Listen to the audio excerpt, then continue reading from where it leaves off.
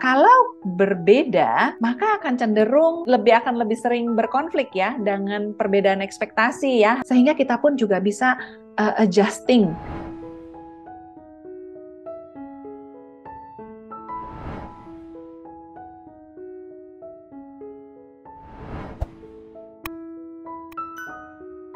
Dengan mengetahui tipe kepribadian, baik diri kita ataupun orang lain ataupun anak kita gitu ya, karena kan pasti anak kita itu kita berinteraksi setiap hari lebih rutin, lebih sering begitu ya. Kalau berbeda, maka akan cenderung akan lebih sering berkonflik ya dengan perbedaan ekspektasi ya, harapan gitu ya.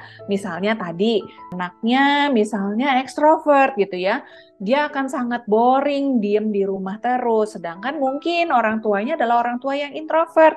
Orang tuanya kepengennya diem di rumah aja, begitu ya. Sedangkan anaknya boring, aduh ayo dong ma, kita pergi, ayo kita pergi gitu ya. Jadi itu pun akan lebih cenderung membuat konflik gitu ya. Kemudian ditambah dengan perbedaan-perbedaan yang lain misalnya gitu ya. Itu tentunya akan memperbanyak konflik, mempersering konflik gitu ya. Jadi perbedaan pendapat gitu ya. Kok kamu gitu sih? Kok kamu nggak ngerencanain sih? Misalnya orang tua yang terjadwal ataupun jajar gitu ya. Sedangkan anaknya persevere. Kenapa kok kamu cuek banget sih gitu ya? Nggak pernah merencanakan. Ini kan penting misalnya kayak begitu. Atau misalnya anaknya feeling. Orang tuanya mungkin yang lebih logis. Ya kamu jangan selalu mengorbankan diri kamu untuk orang lain misalnya seperti itu. Itu akan cenderung memperbesar konflik atau mempersering konflik gitu ya. Sehingga anak merasa tidak dimengerti oleh orang tuanya gitu. Ketika kita tahu bedanya kita sama anak kita ataupun mengetahui bahwa oh preferensi anak kita seperti ini, itu akan membantu kita. Ketika kita sudah tahu, maka kita akan lebih bisa adjust ya. Oh, dia itu membuat keputusannya dengan cara seperti ini. Sehingga kita juga akan lebih, oh ya, kasih dia waktu, atau mempertanyakan, misalnya anak kita lebih banyak mengambil keputusan dengan memakai perasaan, kita akan bisa mempertanyakan ke dia, kamu sudah pikirkan ini belum, hal-hal yang logisnya, begitu ya. Jadi kita pun perlu mensupport, bukan hanya, oh ya kita beda, ya udah gitu ya, enggak.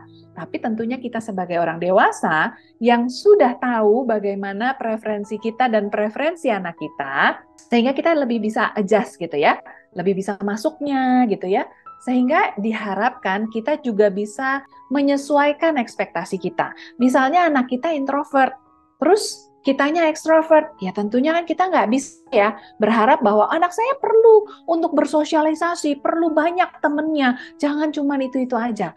Kan nggak bisa ya gitu ya, sehingga kita pun juga bisa adjusting atau menyesuaikan ekspektasi kita terhadap anak kita. Itu untuk bagaimana meminimalkan konflik. Ikuti terus sosial media Tanam Benih untuk mendapatkan video-video parenting lainnya.